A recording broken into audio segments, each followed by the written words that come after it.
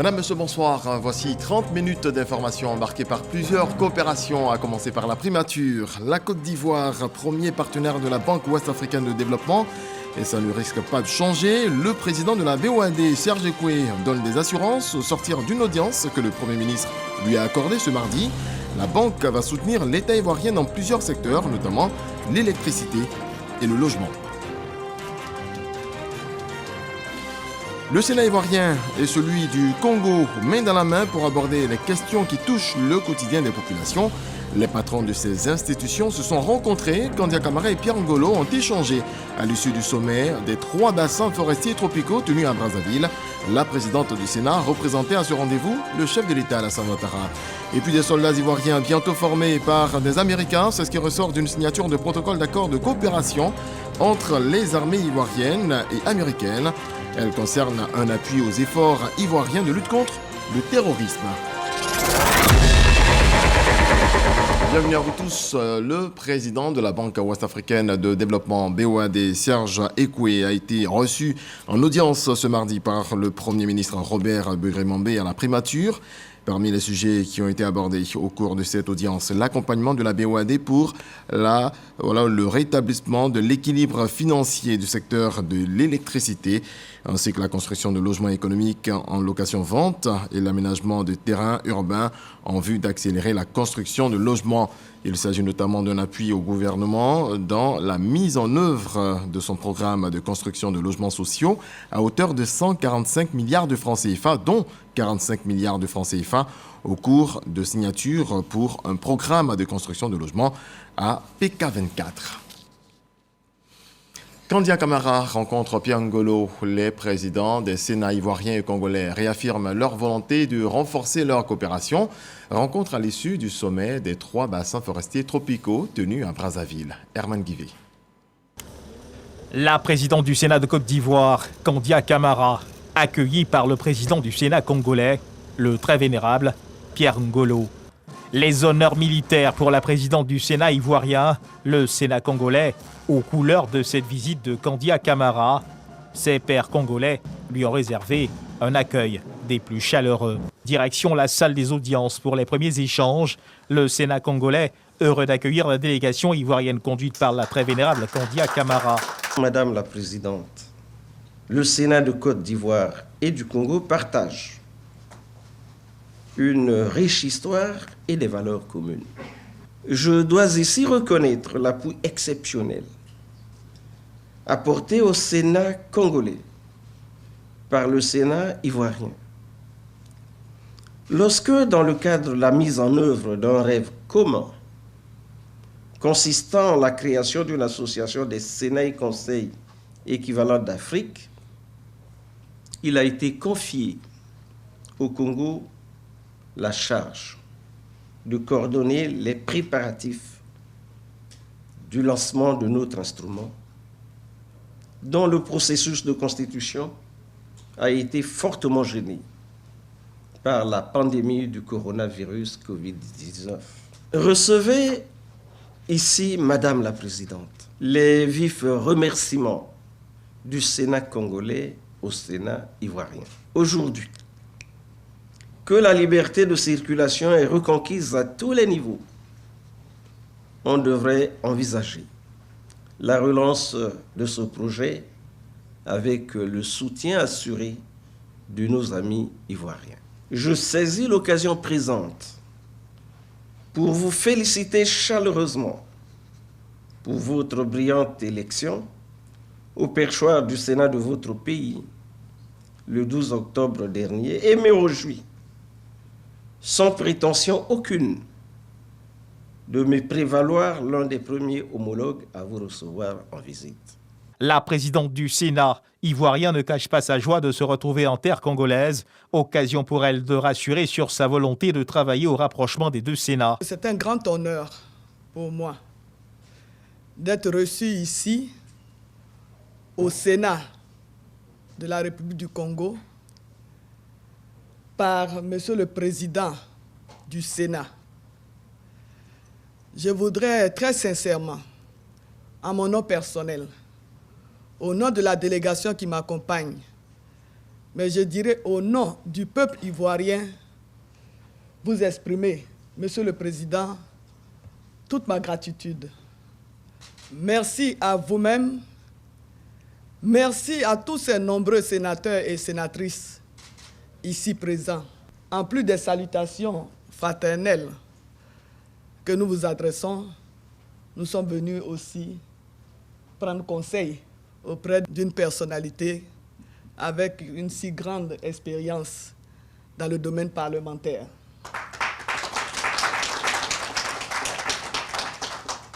Merci de l'opportunité que vous nous donnez d'avoir cette rencontre avec nos collègues sénateurs congolais.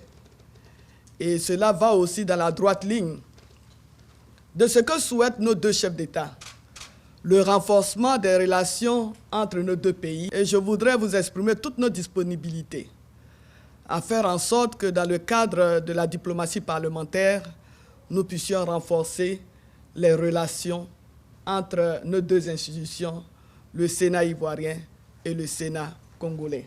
Les sénateurs du Congo se réjouissent du choix porté sur la personne de Kandia Camara à la tête du Sénat ivoirien. Ceci est pour eux le signe de la promotion du genre en Côte d'Ivoire. Après quelques brefs échanges sur le fonctionnement du Sénat ivoirien et sa composition, les deux délégations s'échangent des présents. S'ensuit une visite guidée de l'institution pour la présidente du Sénat ivoirien, Kandia Camara, qui ne manque pas de lancer une invitation aux sénateurs congolais à prendre part à la prochaine Coupe d'Afrique des Nations de football qui se déroulera en Côte d'Ivoire en janvier prochain. 1500 soldats ivoiriens formés par an en secourisme au combat. C'est ce qui ressort d'une signature de protocole d'accord de coopération entre les armées ivoiriennes et américaines. L'état-major général des armées, elle concerne un appui aux efforts ivoiriens de lutte contre le terrorisme. Abou Sanogo. Le document paraphé par l'ambassadrice des États-Unis en Côte d'Ivoire et le général de corps d'armée, chef d'état-major général des armées Lassina Doumbia, concernant un appui aux efforts ivoiriens de lutte contre le terrorisme. Il comprend une formation médicale aux soldats ivoiriens, aussi bien en secourisme que dans la prise en charge des blessés au combat. L'objectif est de former 1500 soldats et 500 infirmiers militaires par an pour assurer une rotation efficiente des capacités des forces armées de Côte d'Ivoire déployées dans la zone opérationnelle nord. C'est le début d'un renforcement des capacités des forces militaires qui sont prêts pour sacrifier pour leur nation. Cette formation, ça donne une formation pour le premier soin.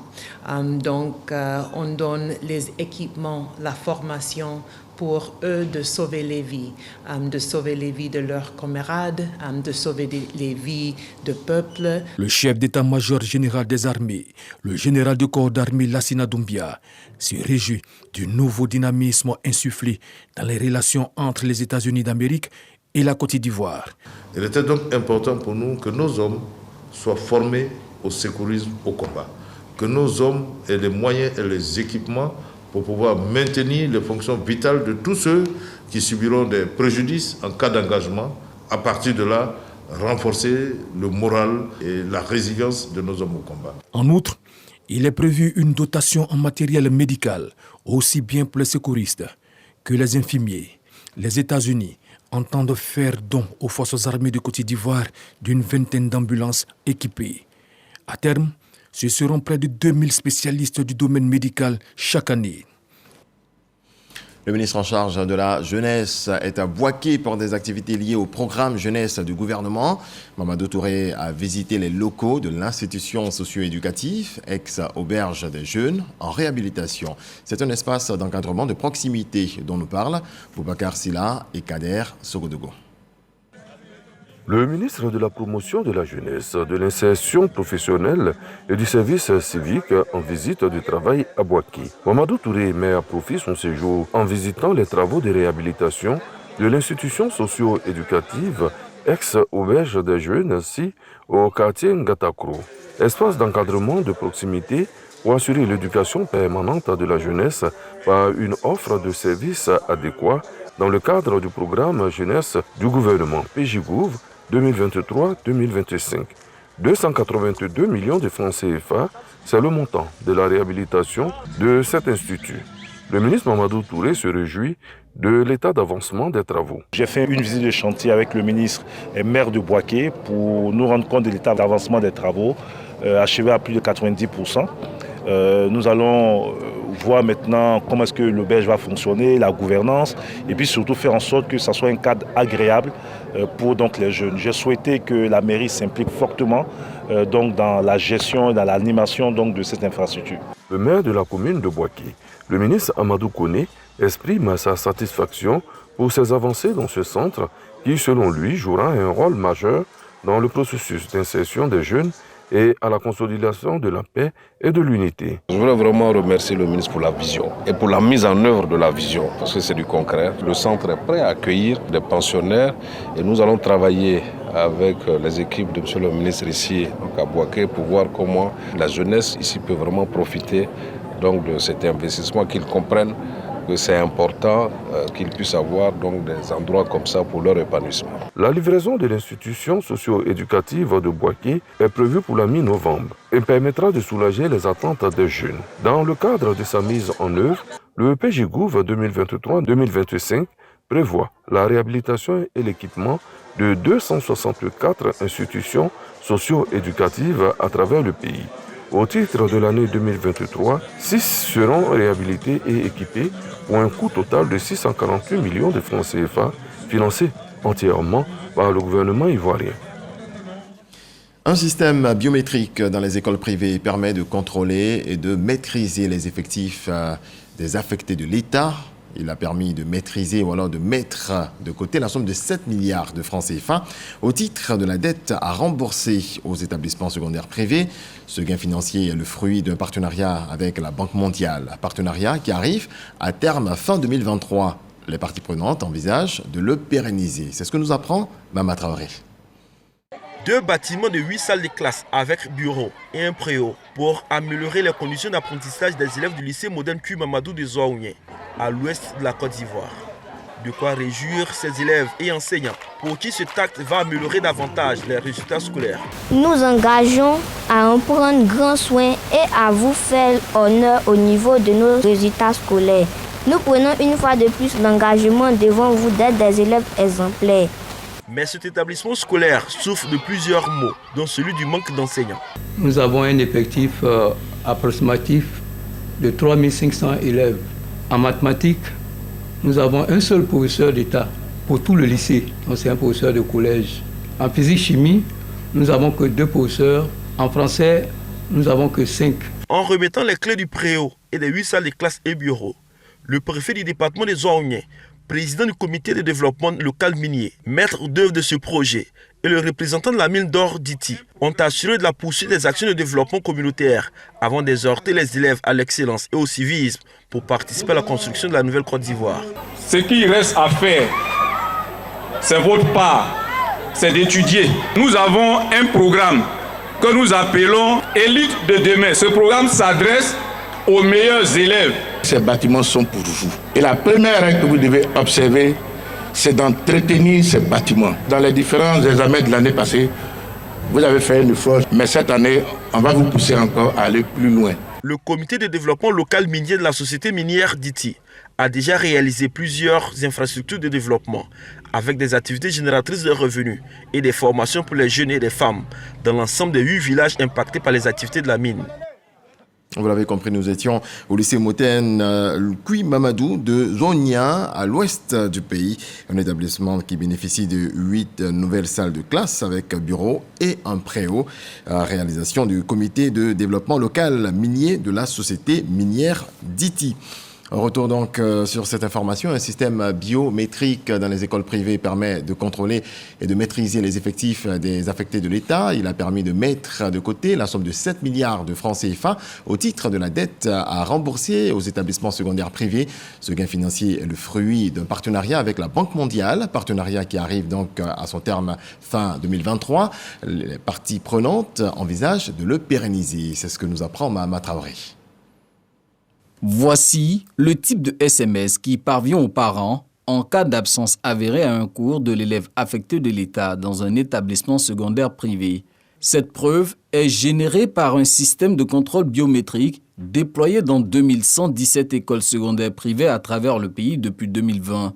Un système implémenté à hauteur de 8 milliards de francs CFA, cofinancé par l'État de Côte d'Ivoire et la Banque mondiale à travers le PAGDS, projet d'amélioration de la gouvernance pour la délivrance des services de base aux citoyens. Ce dispositif a permis à l'État de payer la juste dette et de faire un gain de 7 milliards par an. Ajouté à ce gain substantiel, la maîtrise des effectifs désorientés de l'État. Ces avantages, l'État veut les pérenniser, sauf que le partenariat mettant en œuvre ce projet de système de contrôle biométrique arrive à échéance fin 2023. En atelier à Jacquesville, les parties prenantes explorent les pistes de solutions. Des pistes ont été dégagées pour que l'État puisse effectivement arriver à non seulement s'approprier, pour ne pas dire le ministère, arrive à s'approprier tout le processus, mais également à faire en sorte que dorénavant, et que nous puissions aller non seulement à la maintenance de tout le processus qui a été déjà préinstallé, mais également à mettre en place pour de nouveaux établissements qui pourraient être créés, à mettre également en place et déployer le même système. À l'issue de l'atelier, les participants recommandent entre autres la reconduction du contrat de l'opérateur technique pour l'extension du système biométrique, de même qu'une collaboration avec les directions techniques concernées du ministère de l'Éducation nationale pour l'uniformisation et la mise à jour constante du fichier des affectés de l'État dans les écoles secondaires privées. On en vient au Salon international du contenu audiovisuel d'Abidjan, SICA. Quels sont ses objectifs? Quelles sont les conditions de participation? Le ministre de la Communication, Amadou Coulibaly, a convié à une rencontre d'échange les professionnels du secteur. Walter Amadou Ouattara. Du 20 au 22 novembre 2023, la Côte d'Ivoire va abriter la première édition du Salon international du contenu audiovisuel d'Abidjan. Les modalités de participation et le programme sont expliqués aux professionnels du secteur. C'est un marché de rencontre entre acheteurs de contenu et producteurs de contenu. Il y aura également des conférences sur des thématiques, notamment la question de l'économie de la production, les questions de formation. Conviés à cette rencontre, la quarantaine de producteurs audiovisuels voient déjà des opportunités à saisir, surtout pour le partage d'expériences avec les nouveaux talents. C'est un gros vide qui a été laissé par la faillite du Discope. Je pense que la Côte d'Ivoire aussi a très mal perçu cette annulation de dernière minute alors que nous étions déjà sur place. Et je trouve que c'est une excellente initiative de monter un salon à Abidjan. Nous attendons des financiers qui pourront discuter avec nous et pourquoi pas produire des projets en tout cas qui sont en instance. Un film coûte cher et nous sommes très heureux qu'il y ait des institutions bancaires en tout cas qui participent à cette première édition du SICA. Amadou Coulibaly, ministre de la Communication, est engagé pour un écosystème audiovisuel et cinématographique africain pourvoyeur d'emplois à l'heure du numérique. Le SICA est donc de ce point de vue une réponse du gouvernement à la promotion de l'œuvre audiovisuelle et à sa valorisation. Je sais que l'ensemble des professionnels du secteur que vous êtes attend avec impatience l'effectivité de ce rendez-vous. 72 heures durant, l'ensemble des professionnels du secteur de l'audiovisuel va essayer des mises en place de programmes d'incubateurs. D'un salon à un autre, celui du chocolat de Paris, la Côte d'Ivoire tisse des partenariats. Le pays veut réussir les journées nationales du cacao initiées à Abidjan chaque année et cela passe par le renforcement des liens de coopération. Delphine Blas. Le 1er octobre de chaque année se tient en Côte d'Ivoire un salon dénommé Journée nationale du cacao et du chocolat. L'intérêt pour la Côte d'Ivoire aujourd'hui serait donc d'organiser ces journées avec l'expertise des responsables du salon du chocolat de Paris pour rehausser l'image de la Côte d'Ivoire. La Côte d'Ivoire est un pays de belle cuisine et aujourd'hui le cacao se dérive en plusieurs produits, en vin, en alcool, en beurre. Et donc le salon, ce serait encore une occasion. C'est pour cela que déjà le ministre d'État, le ministre de l'Agriculture a déjà été saisi. Nous lui avons parlé. Et le président du salon aussi est prêt à se déplacer en Côte d'Ivoire pour voir avec les sociétés ivoiriennes comment nous pouvons aussi déployer et installer un salon du chocolat, mais aux normes internationales, comme ça se fait à Paris, comme ça se fait à Tokyo, comme ça se fera bientôt à Dubaï. C'est pour ça que nous voulons travailler avec eux parce qu'ils sont une référence mondiale. Une idée à laquelle le président du Salon du chocolat de Paris adhère. Il y a une vraie tendance, et vous le savez, c'est que voilà, vous produisez votre propre chocolat, on vient d'avoir une autre. Et on pense que c'est extrêmement important, la Côte d'Ivoire, premier pays producteur mondial, soit le berceau du chocolat en Afrique. Voilà. Et pour moi, c'est vraiment un message qu'on aimerait parce que c'est tellement important. C'est un des partenaires les plus fidèles et historiques du salon. Il nous faut un pays. Voilà. Et la Côte d'Ivoire, on a d'excellentes relations. Et pour nous, c'est vraiment important, surtout voilà, pour l'image et surtout pour développer localement, mais pour créer des vocations et pour surtout voilà, que la Côte d'Ivoire soit partie aussi maintenant de toute cette chaîne de valeur. Pour la chefferie traditionnelle de la diaspora à Paris et les coopératives, c'est une aubaine pour valoriser le cacao ivoirien. C'est une très bonne chose, ça permettra aux producteurs et aux consommateurs et aux chocolatiers de faire un partenariat gagnant-gagnant. Nous avons le chocolat au sésame qui a gagné le prix du salon de l'agriculture en février 2023, où il y a eu 15 000 visiteurs qui l'ont acheté. Ça nous a valu le trophée des agriculteurs. Donc nous sommes très heureux d'être là. Une bonne occasion parce que ça sera une bonne coopération, ça sera une bonne rencontre avec les artisans d'ici et ceux d'Abidjan. Il faut rappeler que depuis l'édition 2022 des Journées nationales du cacao et du chocolat de Côte d'Ivoire, le Conseil du café et du cacao a décidé de mettre l'accent sur les petits transformateurs et leur savoir-faire. Alors qu'il n'a pas encore atteint sa vitesse de croisière, le nouveau système d'immatriculation initiale des véhicules est en bonne voie. Environ 4 mois après son lancement, ce sont près de 300 immatriculations entrées par jour. C'est ce que nous dit Dangui. Guichet unique de l'automobile d'Abidjan en zone portuaire. Le nouveau système d'immatriculation initiale des véhicules dénommé NCIV, lancé en juin dernier, fonctionne et fonctionne bien, selon le premier responsable de cette plateforme. Au bout du processus, on devrait pouvoir atteindre ce délai de 3 jours. Pour l'instant, on est souvent à 1 semaine, 10 jours, même voire 2 semaines. Mais quand nous arrivions, il y avait des dossiers de 3 mois, 4 mois qui existaient déjà. Donc vous comprenez que pour atteindre 200 à 250 plaques jour, ça veut dire que c'est au grand bonheur des usagers. À la tête d'une délégation du ministère des Transports, le directeur de cabinet du ministre Amadou Koné a visité tous les services impliqués dans la confection de cette nouvelle plaque d'immatriculation. Nous avons constaté que tous les services sont en place et que les différents services se sont appropriés le mode opératoire qui a été défini. Vous savez qu'avant la mise en place, nous sommes accordés avec l'ensemble des opérateurs sur la plateforme, avec tous les services, pour un mode opératoire qui a été adopté par tous les services.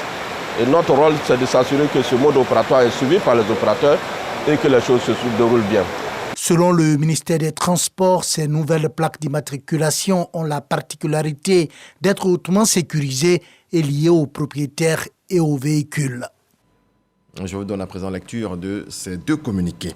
Le ministère de l'Équipement et de l'Entretien routier informe l'ensemble des usagers de la route qu'il sera procédé à la fermeture du pont Alassane Ouattara aux véhicules ce jour férié du mercredi 1er novembre 2023 de 6h à 23h afin de permettre aux populations de le visiter en toute sécurité. Pour cette occasion, le pont sera illuminé aux couleurs du drapeau national, orange, blanc, vert, les mardis 31 octobre et mercredi 1er novembre 2023 de 18h30 à 23h. Le ministère de l'Équipement et de l'Entretien routier invite les usagers de la route au respect du plan de circulation mis en place, fait à Abidjan le 31 octobre 2023. Le ministre de l'Emploi et de la Protection sociale porte à la connaissance des populations vivant en Côte d'Ivoire qu'en application du décret numéro 2011-371 du 4 novembre 2011, modifiant et complétant l'article 2 du décret numéro 96-205 du 7 mars 1996, déterminant la liste et le régime des jours fériés, le mercredi 1er novembre 2023, jour de la fête de la Toussaint, est déclaré jour férié et chômé sur toute l'étendue du territoire national. Pour les signataires de la convention collective interprofessionnelle du 20 juillet 1977 et conformément aux dispositions de l'article 64 de la dite convention, le jour de la fête de Toussaint est déclaré jour férié, chômé et payé. Allons maintenant à la découverte des business qui se développent autour de la fête de Toussaint, fête catholique qui célèbre tous les saints. C'est donc demain, 1er novembre, le jour de la commémoration. Grâce au Soro, Khalid Diomandi. Sous cette bâche, située à quelques encablures du cimetière de Williamsville, Laurence s'affaire à confectionner des bouquets de fleurs. Des fleurs destinées à la commémoration de la Toussaint. Une célébration consacrée aux saints. Aussi, un moment pour honorer les êtres aimés, partis trop tôt ou de manière inattendue. Erika a perdu sa mère en 2022. Elle vient se procurer des roses pour lui témoigner toute son affection. C'est la deuxième fois que je viens là.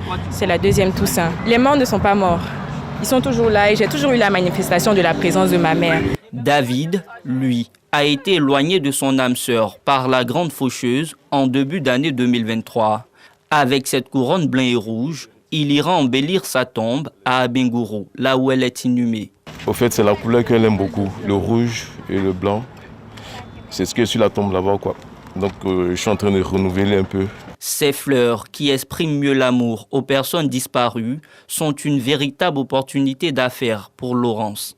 Chaque année, le jour de la Toussaint, en tout cas, toutes les fleurs marchent. Chacun arrive à faire son chiffre d'affaires, hein. Franchement. Nos fleurs finissent. À l'intérieur du cimetière, des petites mains s'attellent à rendre les tombes plus reluisantes sous le regard de Tidiane, le patron. Pendant la fête de Toussaint, les familles viennent nous solliciter pour entretenir les tombes. La Toussaint est une période rentable pour Tidiane et ses collaborateurs. Le minimum, c'est 3 000, 2 000. Business juteux ou pas, la Toussaint est un moment où les familles sont prêtes à mettre la main à la poche. Rendre un hommage mérité aux défunts reste l'unique motivation. Direction Ferkessédougou, une équipe de la Banque mondiale effectue une visite de terrain dans le centre d'enrôlement de la couverture maladie universelle. Elle veut s'imprégner, entre autres, des réalisations et acquis des projets cofinancés par l'institution. Jean-Yves Zadi, Kader, Sogodougou. Cette visite s'inscrit dans le cadre de l'inspection du processus de couverture maladie universelle que son institution cofinance en Côte d'Ivoire. C'est le centre de la couverture maladie universelle, CMU, de Ferkessédougou qui sert de site d'enrôlement où la directrice et sa délégation. Nous avons produit un peu plus de 4 millions de cartes. Il y a un peu plus de 3 millions de cartes qui ont été distribuées. C'est dire qu'on a encore près d'1 million de cartes sur le site pour lesquelles nous appelons les assurés qui viennent les récupérer. Le processus est jugé satisfaisant par la Banque mondiale. La banque ne s'est pas trompée d'adresse en ayant le partenaire comme le gouvernement de la Côte d'Ivoire. Si les gens peuvent être en bonne santé, ils seront productifs et l'économie s'en portera mieux. Le ministre de la Santé, de l'Hygiène publique et de la couverture maladie universelle rassure les populations. On a fait le parcours pour s'assurer que tous ceux qui ont des cartes arrivent à bénéficier des soins. Et de plus en plus, le plateau technique et les soins s'améliorent. Donc il faut que chaque Ivoirien ait sa carte, paye sa cotisation. Ce n'est que 1 000 francs par mois, 12 000 francs dans l'année. Je pense que c'est à la portée de tout le monde. La Banque mondiale a injecté un appui financier estimé à plus de 500 millions de dollars US dans le secteur de la santé. Et cette activité liée à Octobre Rose, la lutte contre le cancer du sein, plus de 500 femmes dépistées à Grand Laou. C'est à l'initiative de la mairie et du Rotary Club. Lanciné Bakayoko. Vaste campagne de sensibilisation au dépistage précoce du cancer du sein à Grand Laou. Les femmes, des adolescentes aux plus âgées, ont répondu massivement à l'appel du maire de la commune, Ali Sissoko. Le cancer du sein, ça peut se détecter par des signes anodins. Et donc, si nos mamans sont formées à cela, je vous assure, ça nous aiderait à régler beaucoup de problèmes au niveau du cancer. Avec près de 3300 femmes touchées chaque année en Côte d'Ivoire, le cancer du sein se présente comme le plus meurtrier chez les femmes, devant le poumon ou le col de l'utérus. Grand Laou a donc mobilisé des dizaines de femmes qui ont pris d'assaut les blocs affectés aux opérations de consultation, un acte volontaire et gratuit. Nous essayons de leur montrer comment elles peuvent le faire à la maison si elles ne veulent pas forcément venir dans nos centres de santé immédiatement. Et c'est quand peut-être qu'elles ont un doute sur ce qu'elles ont pu toucher, qu'elles viennent nous voir. Et nous, maintenant, on fait encore un autre dépistage. Et à la suite de ça, s'il y a confirmation d'une certaine masse, on les dirige vers les centres de référence. Le Rotary Club, associé à la campagne, acteur majeur de la prévention au cancer du sein, a apporté le soutien logistique et médical. Le message est clair, détecté tôt, le cancer du sein peut être guéri dans 90% des cas. Nous visons les femmes de 18 à 40 ans qui sont les plus à risque pour contracter cette maladie. Selon le maire de la commune Ali Sissoko, Grand Laou et ses environs comptent 22 000 femmes. L'objectif, c'est 0 cas de cancer du sein dans cette localité de la région des Grands Ponts.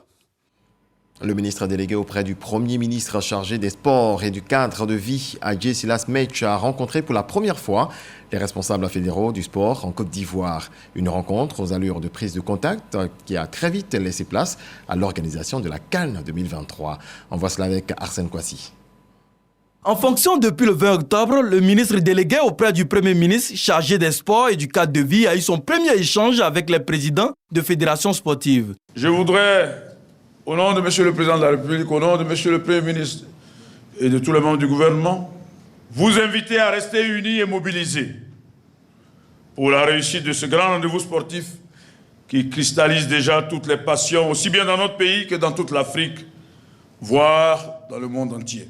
Nous devons travailler ensemble, avec acharnement, en équipe soudée, pour relever ce défi.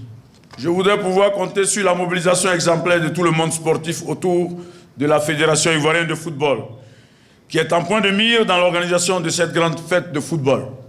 Adjé Silas Mech a également demandé aux dirigeants de fédération de se rapprocher aussi des populations pour qu'elles puissent s'impliquer dans la réussite de cette phase finale en terre ivoirienne. Nous devons également tout mettre en œuvre pour amener nos populations à s'approprier cette CAN 2023, de manière à en faire, dans un cadre de vie exemplaire, la CAN de l'hospitalité jamais organisée.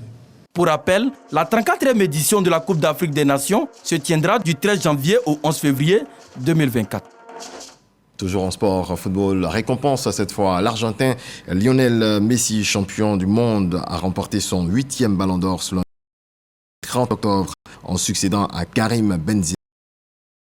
Sacré il y a un an, l'ancien joueur du Paris Saint-Germain, PSG, est arrivé devant le joueur de Manchester City, Erling Haaland, et son ex-coéquipier en club, Kylian Mbappé. Chez les femmes, l'Espagnole Aitana Bonmati a été consacrée. Et puis au Mali, il n'y aura plus à partir de ce 31 octobre 2023 un seul casque bleu de l'ONU à Kidal. La mission multidimensionnelle intégrée des Nations Unies pour la stabilisation au Mali, MINUSMA, a entamé ce mardi matin son retrait définitif de cette ville du nord du Mali sous contrôle des rebelles du cadre stratégique permanent pour la paix, la sécurité et le développement qui ont repris les armes. Très belle soirée à vous tous. On se retrouve demain dès 6h30. D'ici là, portez-vous bien. Dieu vous garde. Bonsoir.